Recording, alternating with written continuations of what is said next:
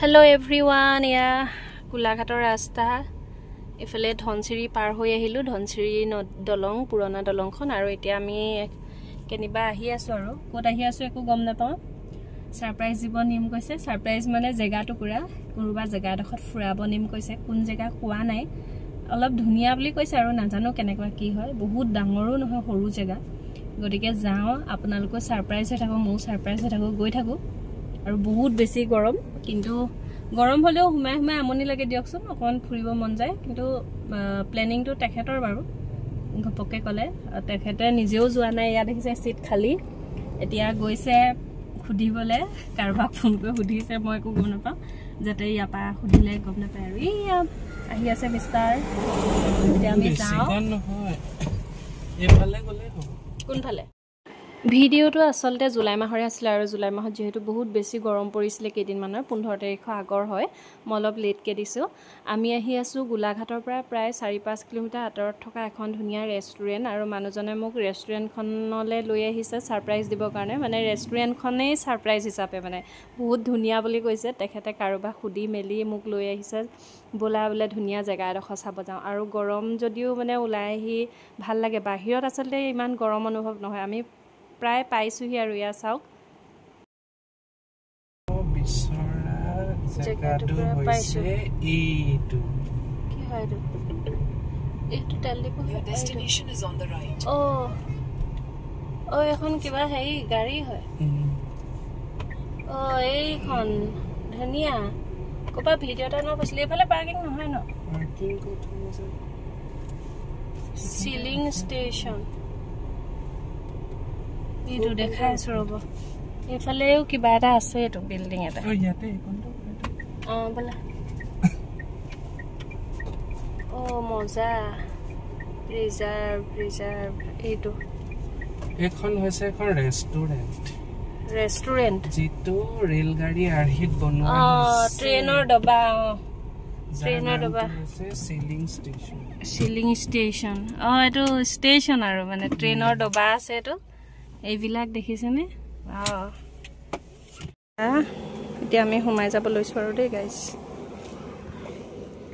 বৰ ধুনীয়া লাগিছে এইটো ট্ৰেইনৰ ডবা আগৰ ইঞ্জিন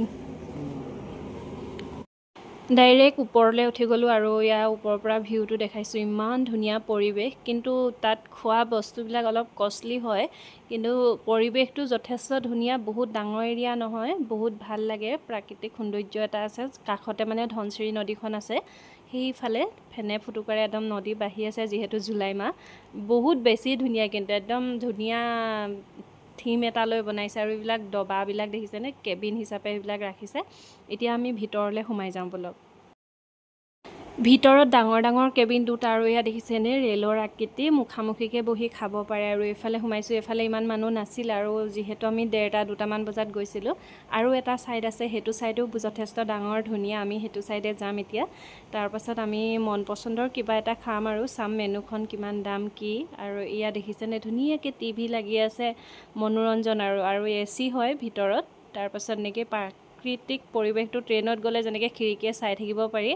ইয়াতো ধুনীয়াকে চাই থাকিব পাৰি বহুত বেছি ধুনীয়া ভাল লাগিলে মনটো গৰম যদি ওলাই গলো ইয়া মেনুখন চাইছে আৰু মই তাত কৰা ভয়েস কিটা দেখাব পৰা নাই যেহেতু টিভি লাগি আছিল আৰু টিভিত গান বাজি আছিল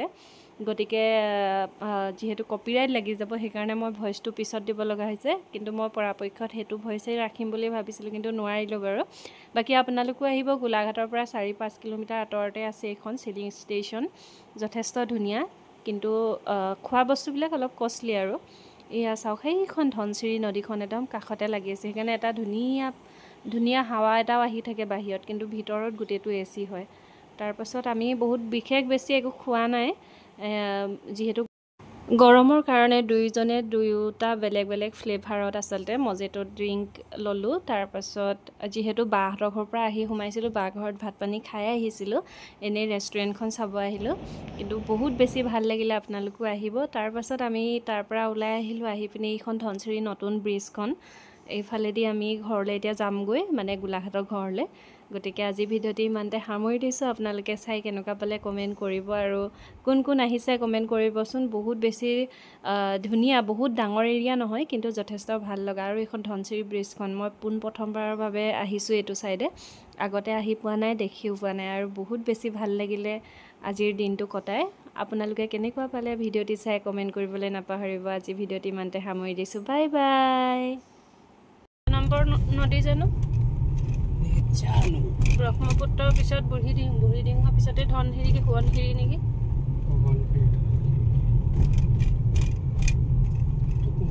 যথেষ্ট বহল